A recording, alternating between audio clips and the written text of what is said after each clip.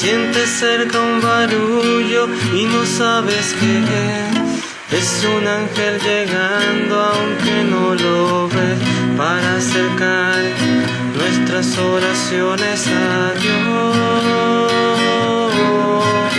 Sin más, abre el corazón y comienza a cantar, que no hay gozo más grande que el amor celestial, y los ángeles ya vienen a celebrar. Sí, vuelan los ángeles sobre el lugar, en medio de todos y sobre el altar, trayendo las manos llenas de bendiciones. No sé si el cielo bajó, qué fue lo que pasó. Yo sé que está lleno de ángeles, sí, y que el mismo Dios está aquí. Sí, los ángeles vuelan, la iglesia se alegra, todos cantan y lloran, las almas se elevan, se asusta el infierno, se aleja el mal. Siente el ruido de alas, los ángeles vuelan. Confía, hermano, que ha llegado la hora de Dios, que te quiere encontrar. Sí, vuelan los ángeles sobre el lugar, en medio de todos y sobre el altar, trayendo las manos llenas de bendiciones. No sé si el cielo bajó, qué fue lo que pasó. Yo sé que está lleno de ángeles, sí, y que el mismo Dios está aquí.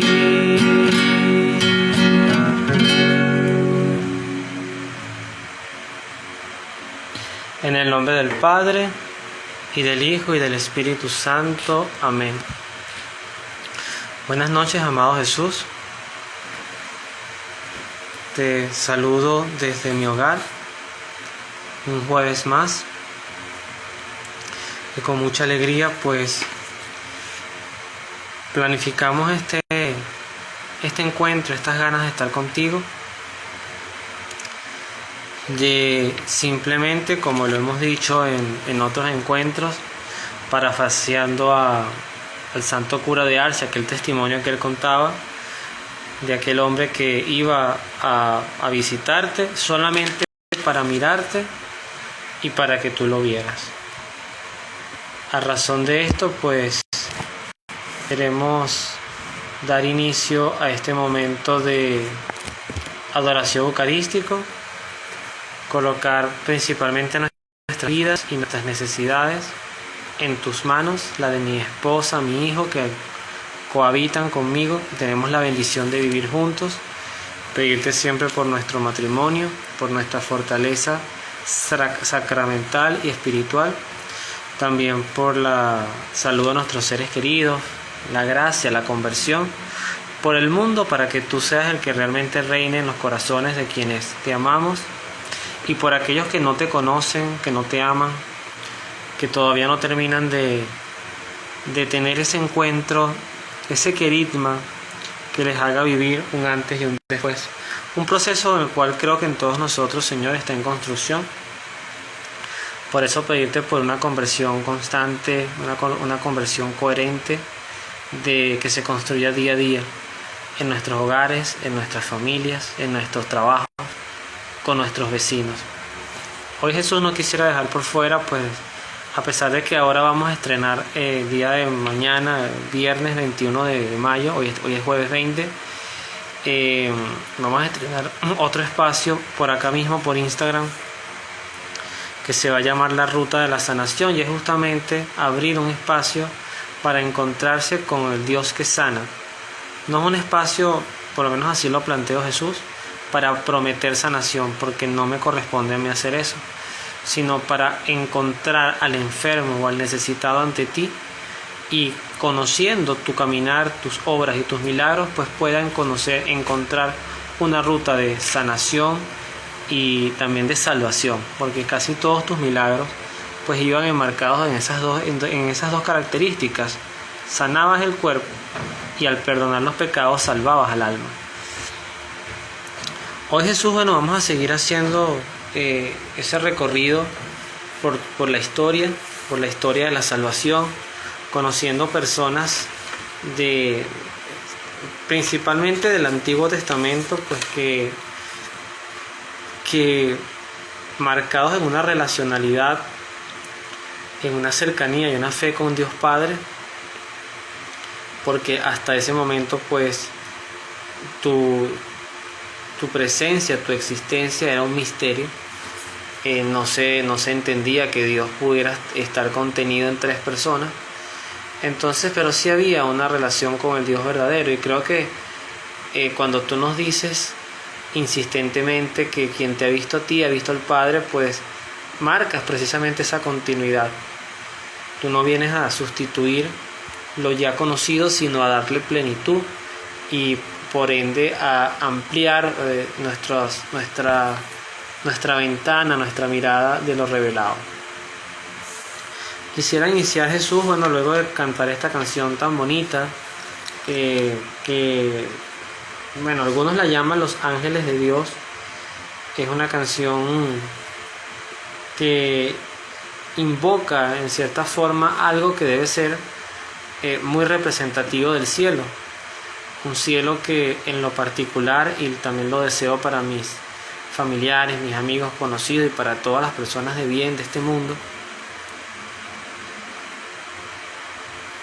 un cielo que debe tener como característica principal pues la majestad de los ángeles, la hermosura de los ángeles y los santos, la comunión de los santos. Pero los ángeles sin duda son muy importantes, además porque en la propia historia de la salvación aparecen referidos 3, que sería Rafael, Gabriel y San Miguel, que además se definen como parte de 7 arcángeles que están ante tu presencia.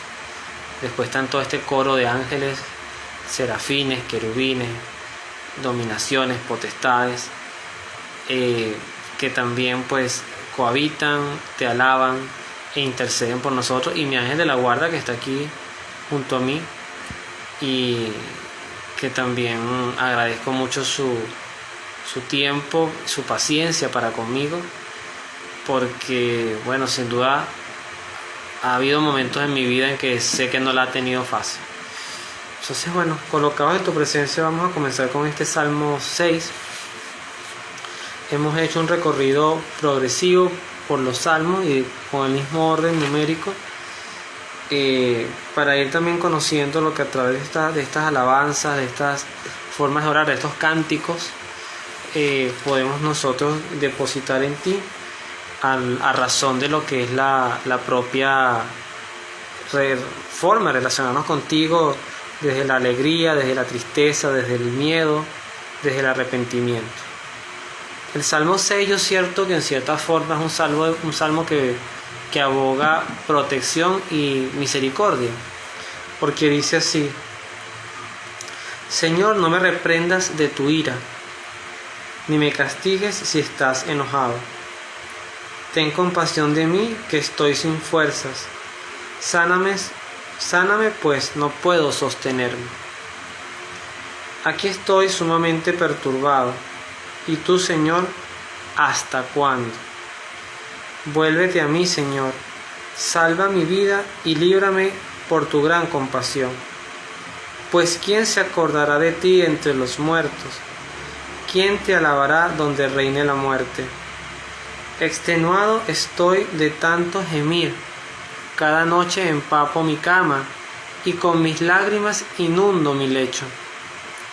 Mis ojos se consumen de tristeza. He envejecido al ver tantos enemigos. Aléjense de mí ustedes, malvados, porque el Señor oyó la voz de mi llanto. El Señor atendió mi súplica. El Señor recogió mi oración. que todos mis contrarios se confundan y no puedan reponerse, que en un instante se aparten llenos de vergüenza. A veces, Señor, surgen los debates de cómo es tu juicio ante quien ha obrado mal. Y los debates surgen entre si castigas, si no castigas, si solamente todo lo mides con misericordia. Y yo creo que en cierta forma la propia palabra, tu palabra revelada, inspirada, recogida por los hagiógrafos, por estos hombres, lo digo de un punto de vista de especie humana, hombres o mujeres, pero que recogieron todos estos textos inspirados por el Espíritu Santo. Y es que en efecto, pues como un Padre amoroso que corrige, que nos ama, tiene que haber un espacio para lo que nosotros podemos percibir como una palabra que es castigo, consecuencia de nuestras propias iniquidades, infidelidades. Pero además el salmista en este punto hace una pregunta que es bien interesante cuando dice: ¿quién se acordará de ti entre los muertos? A mí esto me resuena mucho. La muerte inspirado en este texto se refiere literalmente quizás a los condenados o a los que viven como si, aunque estuvieran respirando, viven como muertos, sin alegría, sin inspiración, sin motivación, sin amor. Y es que en esos cuadros tan dramáticos, Señor Jesús, no hay espacio para amarte, porque hemos sido secuestrados o podemos ser secuestrados por una emocionalidad muy negativa. Por eso creo que a imagen del salmista, el salmo también nos inspiraría a tener temor de Dios. Temor de Dios entendido como miedo a vivir sin ti y respeto a no ofenderte, a agradarte, a hacerte útiles, a ser verdaderos hijos tuyos. Con este marco introductorio, pues vamos entonces, Jesús, a recorrer una historia bíblica bien interesante, porque hoy vamos a hablar a conversar, inspirados en tu palabra, de un pasaje también del Génesis que se salta unas cuantas generaciones entre el último que vimos, que fue Isaac, y el sacrificio de Isaac. Prácticamente nos saltamos pues toda la historia de Jacob con su hermano Esaú y caemos ya a un episodio con los hijos de Jacob, de los cuales deriva o emana las tan conocidas tribus de Israel. Y es que en este contexto había de los hijos de Jacob, surgió uno que era, si no me equivoco, el penúltimo de los hijos de Jacob, porque el último era Benjamín. Pero José era un muy buen hijo, era un hijo obediente, amoroso, temeroso de ti. Quizás pudiéramos compararlo, Señor, con lo que era Abel para Adán y Eva. Y además José tenía amor por sus hermanos. Y por eso creo que este texto que voy a narrar, en cierta forma, tiene un contexto muy doloroso, porque también puede traernos a la mente cuándo o cuántas veces no hemos recibido amor y hemos devuelto desprecio, indiferencia, odio, infidelidad, traición, o viceversa. Nosotros hemos dado amor y nos han devuelto estas cosas. ¿Cuántas veces por querer ser buenos o querer llevar tu palabra, vivir tu ejemplo, pues se puede ser víctima de burlas, de aspectos que verdaderamente lo hagan sentir a uno mal.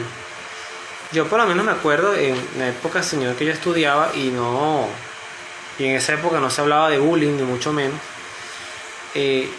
A mí me daba, y todavía lo hago en mi trabajo, por llevar una cruz por fuera, y no pocas veces me llegaron a decir al curita porque llevaba una cruz por fuera, y esos son comentarios que cuando se hacen desde el punto de vista de la burla pues pueden llegar a lastimar profundamente a una persona, o hasta el punto de que podamos llegar a sentir vergüenza de ti.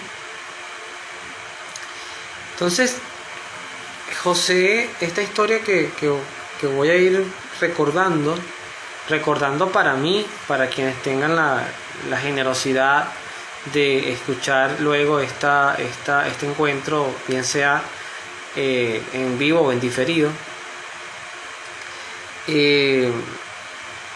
recordar algo que tú viviste, Jesús, que tú conoces en primera línea. Siempre insisto en eso, y cada vez que recordemos un momento bíblico, pues es rememorarnos y centrarnos en que tú estuviste allí, porque como tú les decías a los fariseos y escribas de la época, antes de que Abraham fuese, ya tú existías, ya tú eras, porque tú eres parte de esa eternidad trina entre el Padre, el Espíritu Santo y tu persona, Jesús.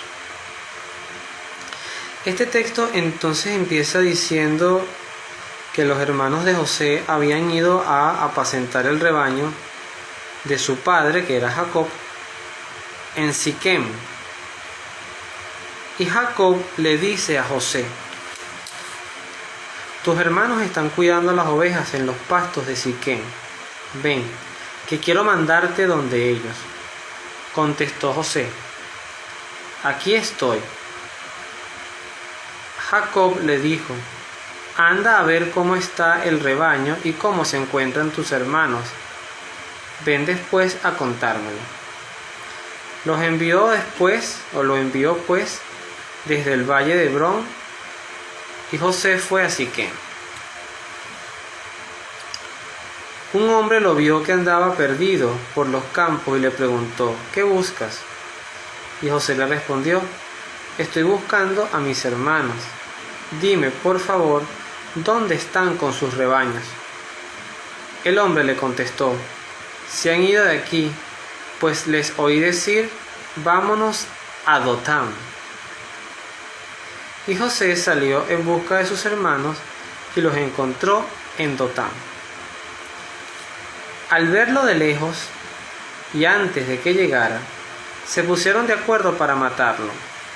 Me detengo aquí, Jesús, porque es algo terrible. O sea, ni siquiera el texto dice se pusieron de acuerdo para hacerle una broma pesada, para golpearlo, para esconderse de él porque era un fastidioso. No, hablan de un crimen que era asesinarlo a su propia sangre. Por eso el pecado que refleja Caín, que era un pecado centrado en el celo, en qué fastidio que tú seas, que hagas las cosas mejor que yo, porque quizás Caín también representaba un poco la mediocridad, era hacer las cosas por hacerlas.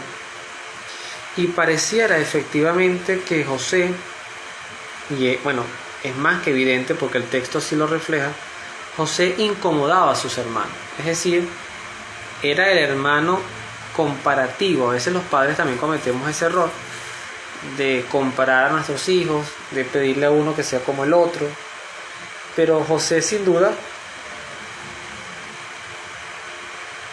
era sumamente amado por Jacob, y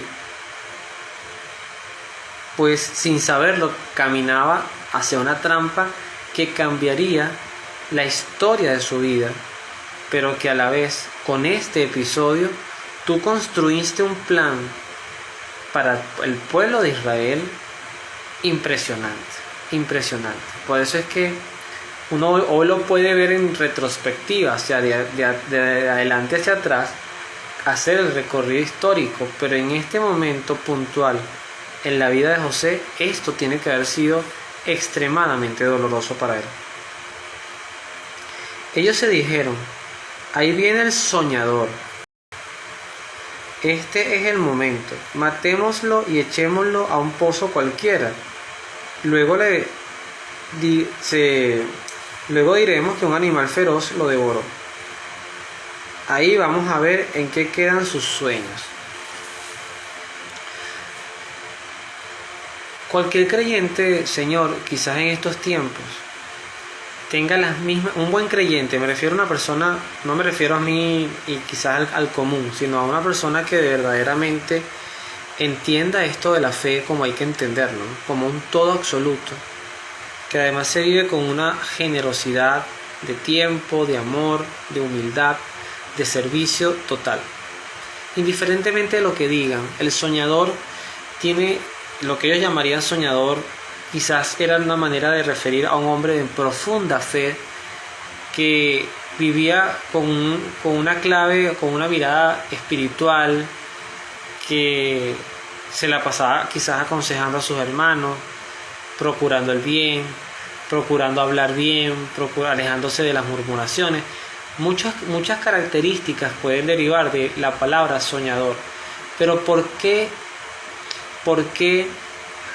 molestaba a los hermanos de José que fuera un soñador? Porque seguramente era un soñador que confrontaba con su solo testimonio la vida de sus hermanos. Y es por eso que en los 11 hermanos de José, o quizás 10, porque ahí no estaba Benjamín, en estos hermanos de José aparece la figura nuevamente revivida, resucita el pecado muy directamente de Caín sobre Abel. Sin embargo, hubo un hermano que no es que fuera un santo, pero que sí dijo, que fue Rubén. Él quiso salvar a José de las manos de sus hermanos y dijo: no lo matemos, no derramemos sangre, dijo Rubén. Echémosle más bien en aquella cisterna que está allá en el desierto, pero no pongan las manos sobre él. Esto lo dijo para sacarlo de sus manos y devolverlo luego a su padre. Fue así cuando José llegó junto a ellos. Inmediatamente lo atacan, le sacaron la túnica con mangas que llevaba puesta, lo tomaron y lo arrojaron a una cisterna que estaba seca, sin agua. Se sentaron para comer cuando, alzando los ojos, vieron una caravana de ismaelitas que venía de Galaad con sus camellos cargados de bálsamo, mirra y otras especies que llevaban a Egipto. Y es aquí como estos ismaelitas, que por el solo nombre, Señor, interpreto que vendrían de la descendencia de Ismael, que fuera el hijo que Abraham tuviera con Agar, la esclava de Sara, y que para el mundo árabe pues es realmente el primogénito de Abraham y no Isaac. Es como a través de estos ismaelitas tú vas construyendo un camino que para José en ese momento es totalmente incierto, pero tú sí lo tienes claro. Y creo que esa es la invitación que también nos hace este texto, ¿no? A poder confiar en ti a pesar de que haya circunstancias agudamente adversas. Me pongo en las manos, por ejemplo, de una persona secuestrada, o sea, no en las manos, en mi mente, una persona que esté secuestrada, una persona que le diagnostican una enfermedad, una persona que se encuentra migrando de forma forzada, desplazada por la guerra, por la persecución, por el terrorismo, ¿no? Cuando entonces Judá, fíjense ustedes, Judá es otro de los hermanos, le dice a sus hermanos: ¿qué ganamos con matar a nuestro hermano y tapar su sangre? Mejor vendámoslo a los ismaelitas y no pongamos nuestras manos sobre él, pues es nuestro hermano y carne nuestra. Sus hermanos le hicieron caso, y al pasar unos madianitas que eran mercaderes, sacaron a José del pozo. Lo vendieron a los madianitas por 20 monedas de plata y estos llevaron a José a Egipto. Hasta aquí no aparece por ninguna parte una expresión de José de dolor, de auxilio, de no me hagan esto, porque a mí. Y eso también es una poderosísima enseñanza, poderosísima. Es como mirar a María, las virtudes de María, en una prudencia, cuando el evangelista dice, y todas las cosas las guardaba en su corazón. ¿Qué pensaba José? ¿Qué odio sentía José por sus hermanos? ¿Qué parte de toda esta historia que estaba viviendo no entendía? A mí lo que me pidieron fue venir a ver a mis hermanos para ver cómo estaban. Y ahora termino vendido al pueblo egipcio. ¿Qué es esto?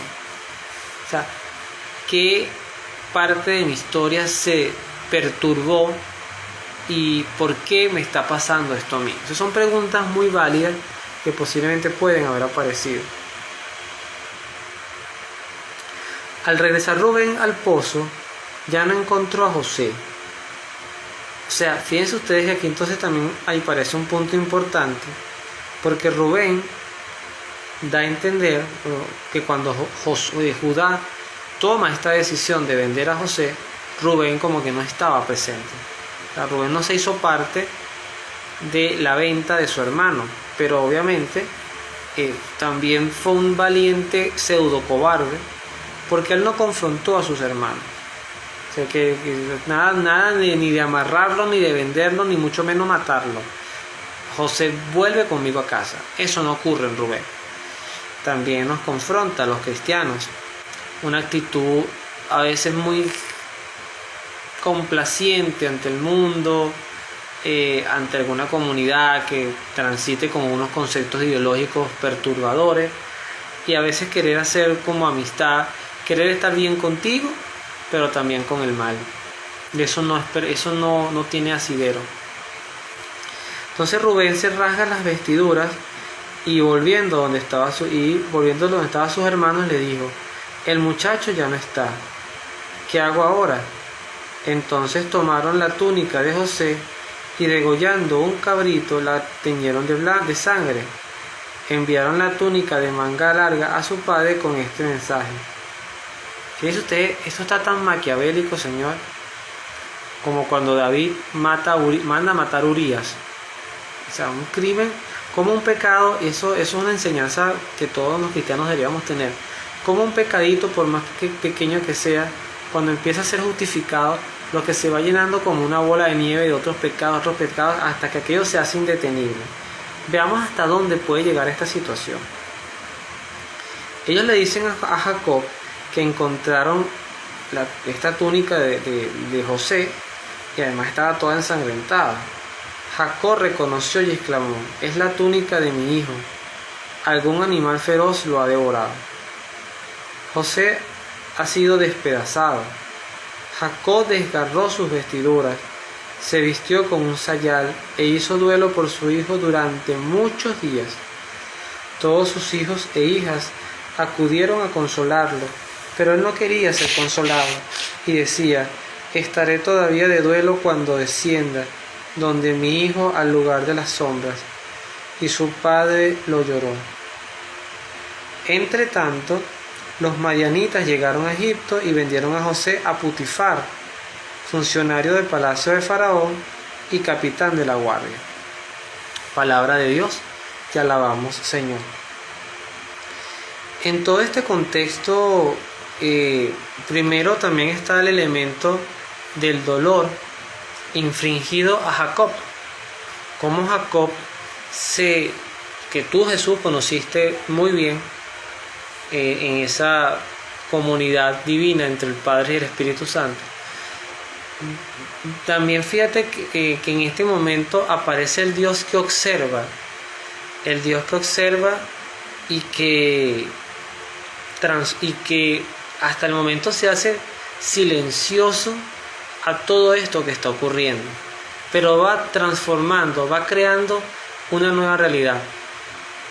Es como decía San Pablo, que donde abunda el pecado, sobreabunda la gracia.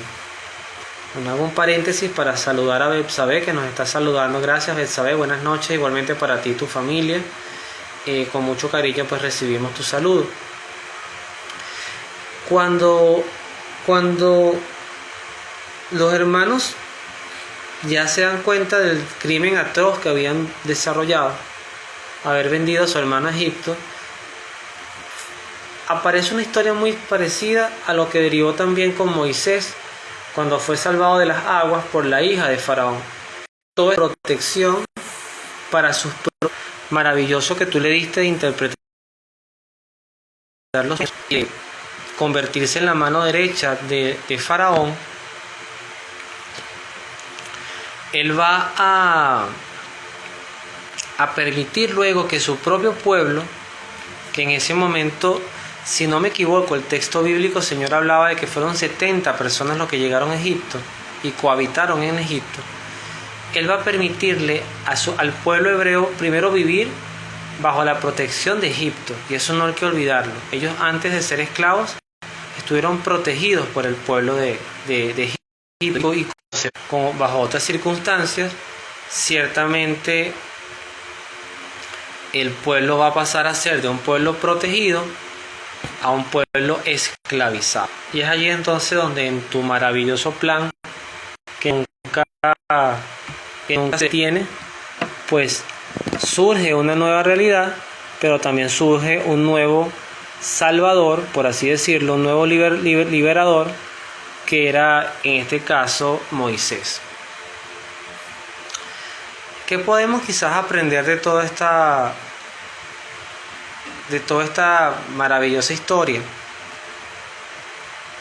Yo siento que en esencia, sí, tuvimos una interrupción del internet, pero ya volvió. En esencia es a confiar en tu protección, en que en cada situación de vida que nos pueda pasar, porque la traición, la infidelidad, el dolor, la tristeza, nos puede llegar por múltiples vías, por la propia familia, por amistades, por compañeros de trabajo.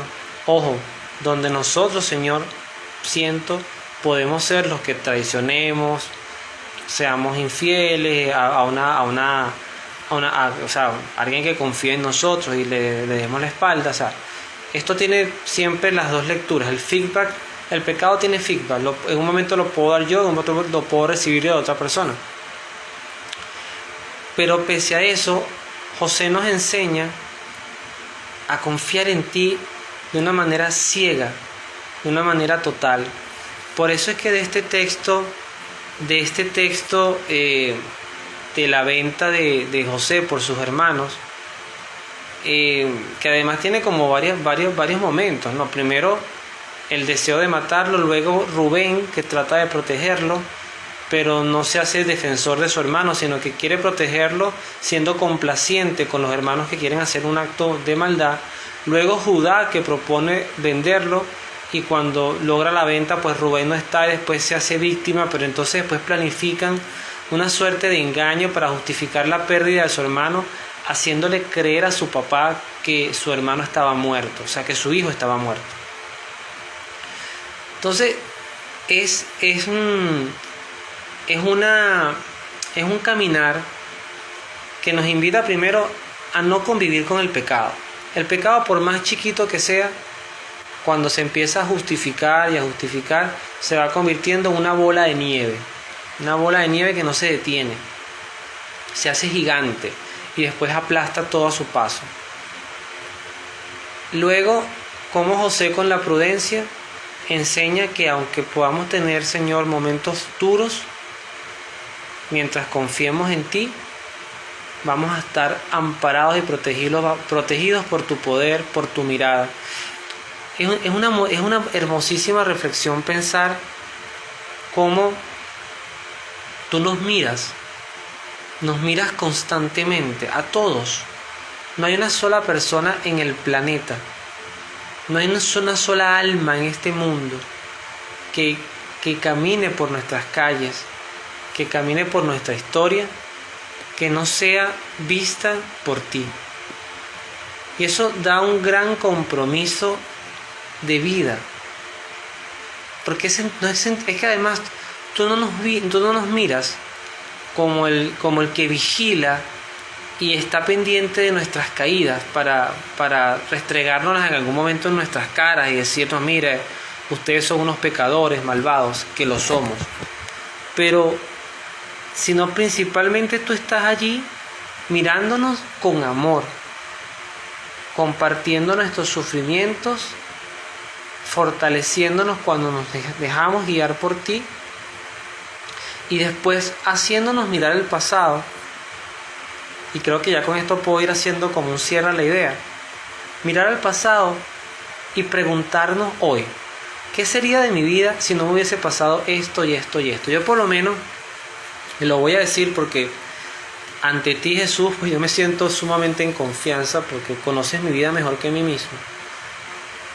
Yo tengo una esposa hoy maravillosa y gracias a esa esposa maravillosa y a esta unión, desde esta iglesia doméstica siempre usaré ese concepto que es mi hogar y que tratamos de que podamos tener más espacios de oración, que aunque estamos cansados y agotados, pues crear espacios bonitos para ti.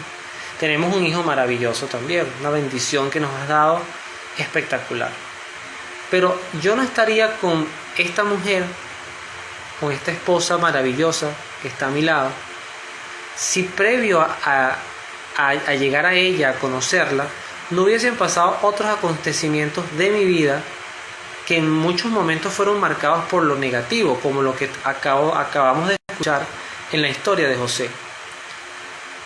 Y ella también, si no hubiesen pasado en su vida circunstancias que fueron duras, que tú conoces mejor que nadie, pues no se hubiesen unido estas dos posibilidades que hoy construyen un hogar. Y estoy seguro que como mi caso, estará el caso de muchas familias, de muchas personas. Quizás el error es quedarse pegados en el pasado. Es que si no hubiese pasado esto, es que si no se hubiese muerto esta persona, es que si yo todavía estuviera trabajando, es que si Venezuela fuera la Venezuela de hace 40, 50, 60 años, pero ya no lo es. Y ya las circunstancias no son.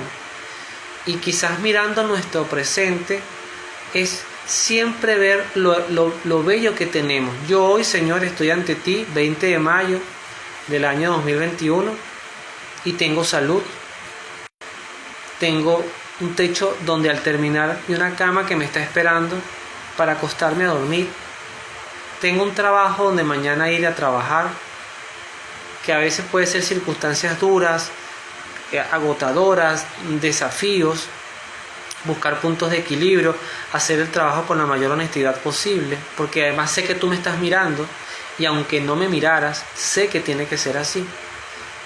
Pero es mirar mi presente y vivir, como dice un amigo mío que se llama Delio, y él lo toma, si no me equivoco, de un cantante que se llama Martín Valverde, vivir un día a la vez, agradeciendo cada momento, cada instante. Gracias, también agradezco esa bendición especial que Betsabé hace sobre mi matrimonio y sobre mi hijo Miguel Ángel. Y bueno, siempre yo tengo un amigo del cual aprendí, se llama Víctor Juber. Él decía que el cristiano que da bendiciones recibe bendiciones.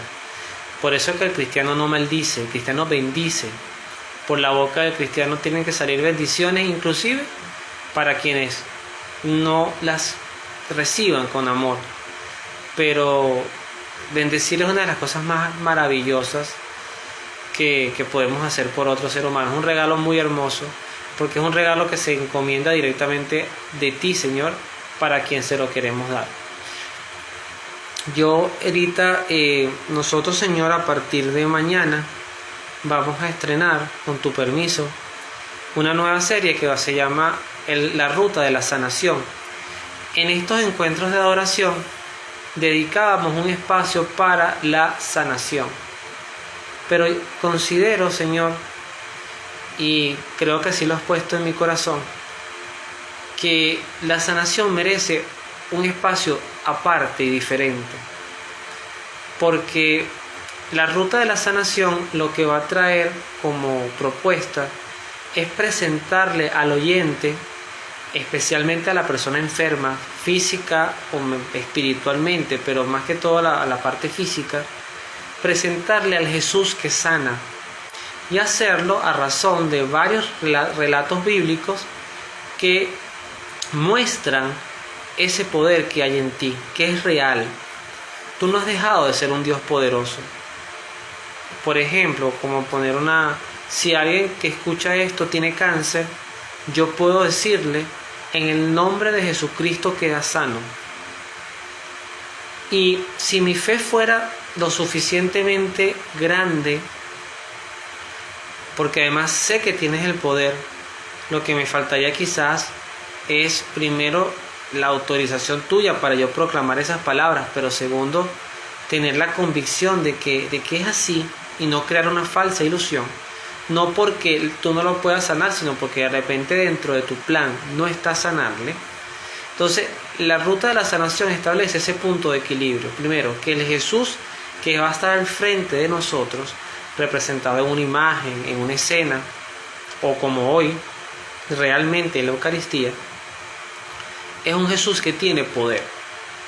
Que tiene el poder con un chasquido, con un deseo, con la sola fe de sanar. Y por eso esa invitación para mañana a la misma hora, a las 10 de la noche, hora de Caracas, vamos a estrenar esa serie con un protocolo de inicio y de culminación, con un salmo de agradecimiento, pidiendo favores de sanación para personas que conocemos, y también pudiendo llevar esta dinámica de sanación a cualquier persona que tengamos cerca de nosotros. Porque al final, sí, a veces le pedimos a los santos y los santos interceden, a veces nos presentan ritos: tómate esto, bébete aquello, reza tantos rosarios, y tú eres un Dios que no se centra en un trámite burocrático para sencillamente permitirnos experimentar tu amor, y a veces ese amor se experimenta desde un deseo de sanación.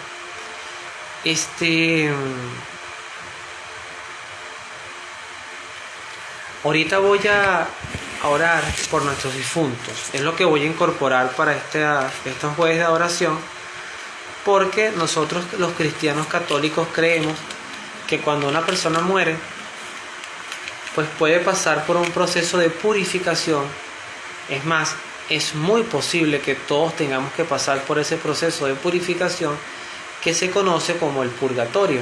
Es un estado del alma donde purificamos todos aquellos pensamientos, pecados veniales, aquellas malas formas de proceder que no llegaron a tener la gravedad de un pecado mortal, pero que sí nos impiden estar ante tu presencia, porque para estar ante tu presencia, y así lo dice el libro del Apocalipsis, hay que estar en una condición de perfección y de alma, del alma.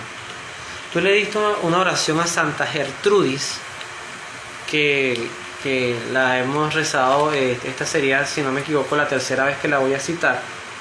Esta oración tiene la particularidad de que tú le decías a Santa Gertrudis de que quien la rezara con fe, 1000 almas del purgatorio saldrían de allí.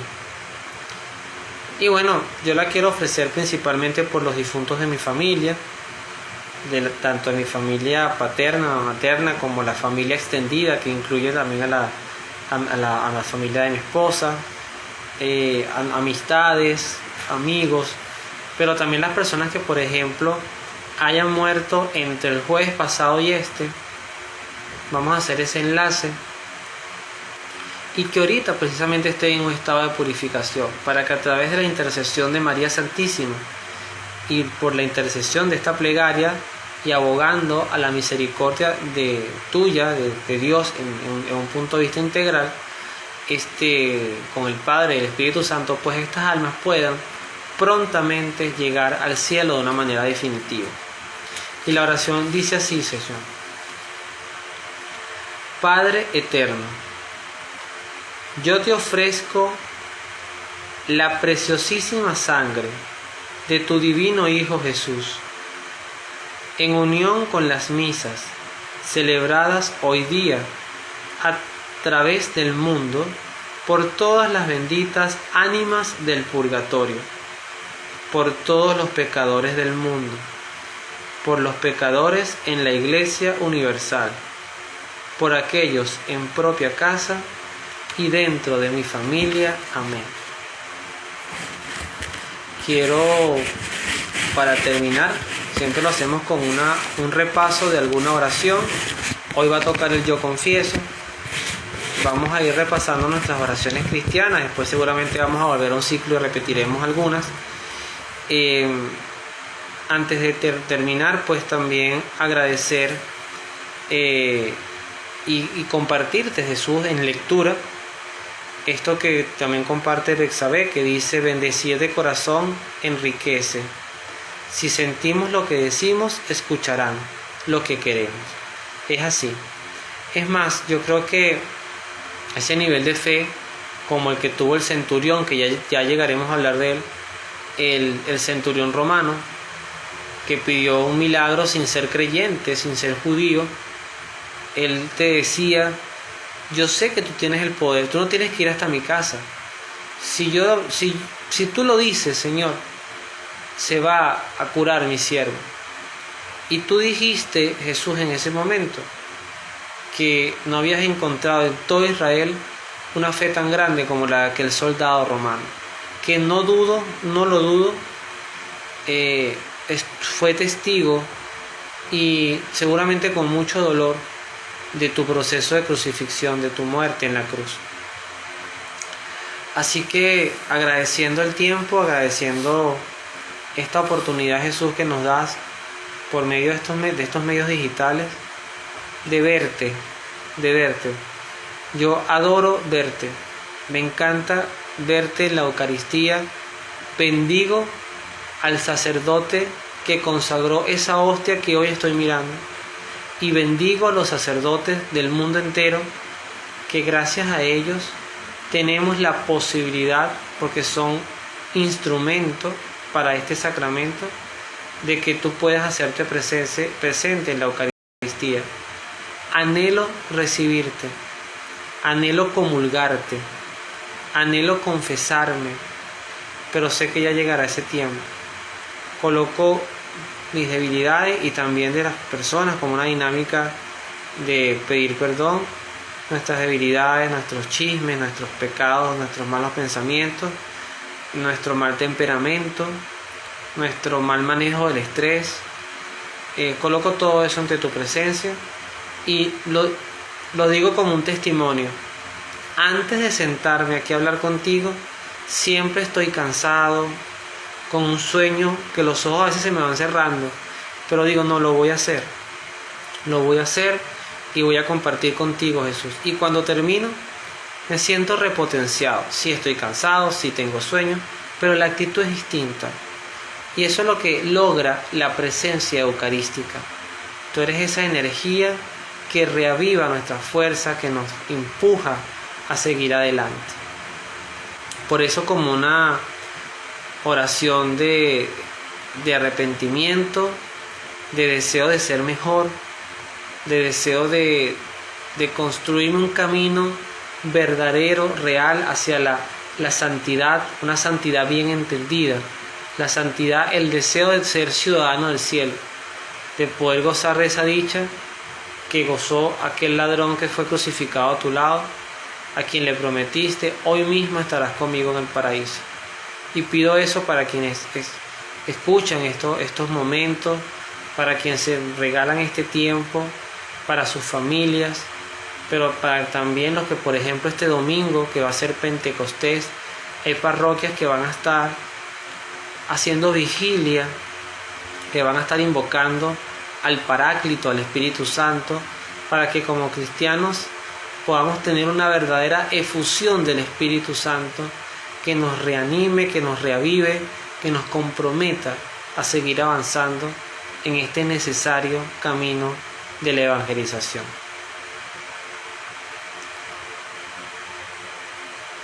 y decimos: yo confieso ante Dios Todopoderoso y ante ustedes, hermanos, que he pecado mucho de pensamiento, palabra, obra y omisión. Por mi culpa, por mi gran culpa.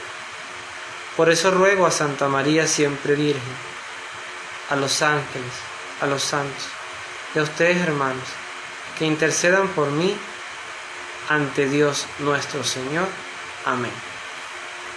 Gracias nuevamente, Betsabé, por tu compañía. De verdad que sí. Y esa afirmación de que esta conexión reaviva nuestra espiritualidad, pues que sea dirigida a Jesús, porque Él es el protagonista, artífice de esa posibilidad de reanimarnos, de revivirnos, de reavivarnos en el deseo de amarle. Te amamos, Jesús. Jesús, en ti confío. Feliz noche. Buenas noches. A ti, Jesús. Saludos a todos por el cielo. Saludos a María Santísima, a tu Padre, al Espíritu Santo, a esa comunidad de ángeles y santos que te acompañan. Gracias por estar allí. Gracias por ser esa parte bonita que explica nuestra existencia y ser un motor para decir: por esto, por ti, vale la pena vivir, y vivir bien, hacer el bien. Que Dios los bendiga y nos vemos en la oración. Gracias por tus palabras, Betsabé. Feliz noche.